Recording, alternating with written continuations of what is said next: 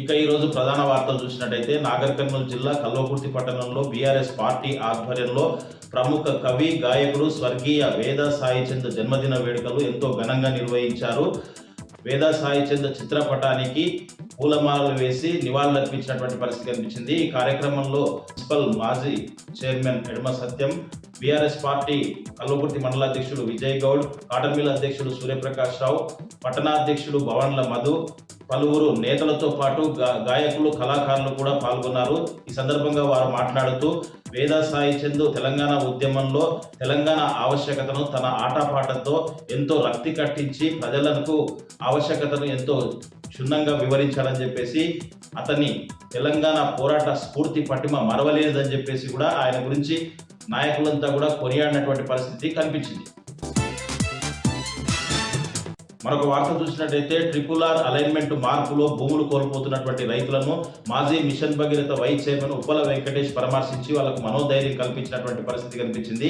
రంగారెడ్డి జిల్లా కల్వకుర్తి నియోజకవర్గంలోని తలకొండపల్లి మండలం జంగారెడ్డిపల్లి రాంపూర్ శివారులో ఉండేటువంటి RRR అలైన్మెంట్ మార్పులో భూములు కోల్పోతున్నటువంటి రైతుల వద్దకు వెళ్లి ఆ పొలాలను పరిశీలించి వాళ్లకు మనోధైర్యాన్ని కల్పించినటువంటి పరిస్థితి కనిపించింది. ఎవరు కూడా అధైర్యపడవద్దని చెప్పేసి, తమకు బీఆర్ఎస్ పార్టీ అండగా ఉంటుందని చెప్పేసి, ఎంతటి పోరాటానికి సిద్ధపడదామని చెప్పేసి, న్యాయ పోరాటానికైనా పేద రైతుల భూములు గుంజుకుంటే పోరాటం చేస్తామని చెప్పేసి కూడా ఉప్పల వెంకటేష్ తేల్చి చెప్పినటువంటి పరిస్థితి కనిపించింది.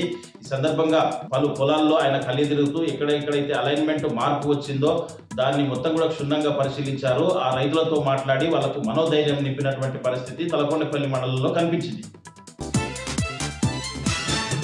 మరొక వార్త చూసినట్లయితే ఆశ్రమ పాఠశాలలో పనిచేస్తున్నటువంటి రోజువారీ కార్మికుల సమ్మెకు సర్పంచుల సంఘం రాష్ట్ర అధ్యక్షుడు గూడూరు లక్ష్మీ నరసింహారెడ్డి సంఘీభావంతో పాటు వాళ్ళకు మద్దతు తెలిపినటువంటి పరిస్థితి కనిపించింది. ఈ సందర్భంగా సర్పంచుల సంఘం రాష్ట్ర అధ్యక్షుడు గూడూరు లక్ష్మీ నరసింహారెడ్డి మాట్లాడుతూ కొన్ని ఏళ్లుగా వాళ్ళు రోజువారీ కార్మికులుగా పనిచే ఆశ్రమ పాఠశాలలో అనేక సేవలు చేస్తున్నారని చెప్పేసి, వాళ్ళ సేవలను గుర్తించి కేసీఆర్ ప్రభుత్వం ఉన్నప్పుడు 13,000 జీతం చేసిందని చెప్పేసి, ప్రస్తుతం వచ్చినటువంటి రేవంత్ రెడ్డి ప్రభుత్వం ఆ జీతాన్ని కుదించి 11,700 ఇవ్వడం ఏంటని చెప్పేసి, అది కూడా 6-7 నెలల నుంచి జీతాలు ఇవ్వకపోతే వాళ్ళ కుటుంబాలు జీవితం ఎట్లా గడుస్తుందని చెప్పేసి కూడా ఆయన ప్రశ్నించినటువంటి పరిస్థితి కనిపించింది. ఆయన కర్తాల్ మండల కేంద్రంలో ఆశ్రమ పాఠశాలలో పనిచేస్తున్నటువంటి రోజువారీ కార్మికులతో పాటు ఆమన్గల్, మైసిగడ్లో పనిచేస్తున్నటువంటి కార్మికులందరికీ కూడా ఆయన మద్దతు పలికినటువంటి పరిస్థితి కనిపించింది. ప్రభుత్వం ఇప్పటికైనా వాళ్ళ డిమాండ్లు ఏవైతే ఉన్నాయో అవన్నీ కూడా పరిష్కరించాలని, లేని పక్షంలో బీఆర్ఎస్ పార్టీ వాళ్లకు అండగా ఉంటుందని చెప్పేసి, వాళ్లకు పూర్తి స్థాయిలో